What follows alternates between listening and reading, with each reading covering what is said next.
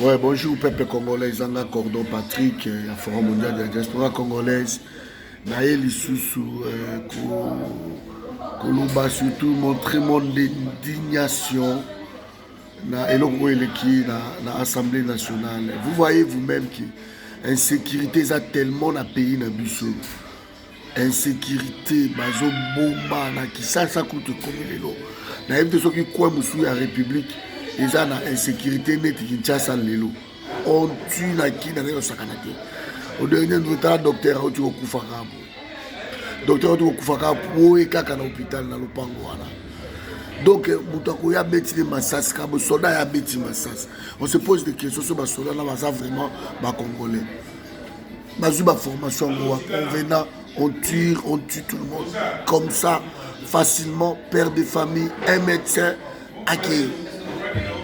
Médecin là, docteur et abattu belé accueilli. Les lots insécurité ça la mboka na biso tellement et bino soit disant ba député ba za bazaïroi bozu engagement ya ko nommer ko voter Jeannette comme étant présidente de la sécurité et défense nationale il y a Congo dans l'Assemblée nationale.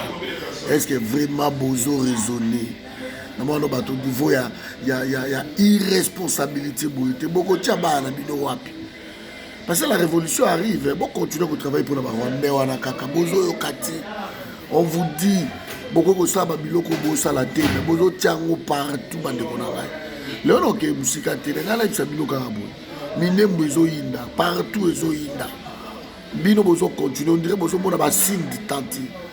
Bozumbo kana biso boteki yango pour la mbongo ba pesa bino na l'Assemblée nationale wana boke ko pesa Jeannette a dirigé défense et sécurité à mboka na biso bazaïrwa no boliga bato ba uti libanda ba ya ko diriger bino.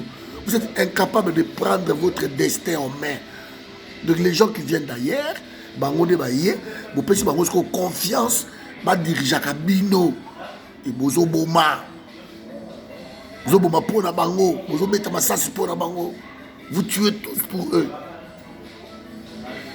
C'est pas grave. De toute façon, le peuple, tous travailler. Vous allez voir.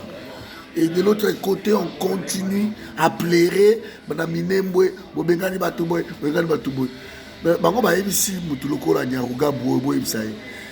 La MONUSCO est là presque 20 ans. Est-ce que MONUSCO est sauvable dans le monde? On compte aujourd'hui près de 12 millions de morts. MONUSCO est là. Le lobo est là que MONUSCO va côté la bino faire de ça côté la bino. Va côté la bino tiens. Parce que batika peut au côté la bateau. De temps au bino bon marabatu. Bon batika là au côté la bateau. Donc vous allez mourir. Pays à abisso. Au bolingi pays na bisso tembo kende. Vous avez une intégration difficile. Vous ne voulez pas vous intégrer. Et vous avez un pays qui y a des gens qui nde basi bakutani na bango bakipe bango bozwi nyonso tout na Congo bino babanyamulenge soit disant tribu qui n'existe pas. Vous voulez imposer une tribu à un peuple, ça ne marche pas. Donc na bino tout ça na guerre bozonge pas na bino boye pas na biso depuis botia makolo botiaka désordre na ba Jeannette nyonso tout et lelo boke ko nommer boke ko voter que non il y a la présidente ya sécurité à Congo na l'Assemblée nationale la défense nationale. Vous aurez quoi après? Vous allez là, le peuple a besoin de niveau haut, l'Assemblée nationale. Donc, ils ont choisi de vendre leur pays. Biso photo télé autrement. Voilà, donc, c'est notre pays, donc, continuer. Je suis vraiment peiné. Donc, l'insécurité bat son plein. Et de l'autre côté, les gens s'amusent. La sécurité a payé là-bas. On verra.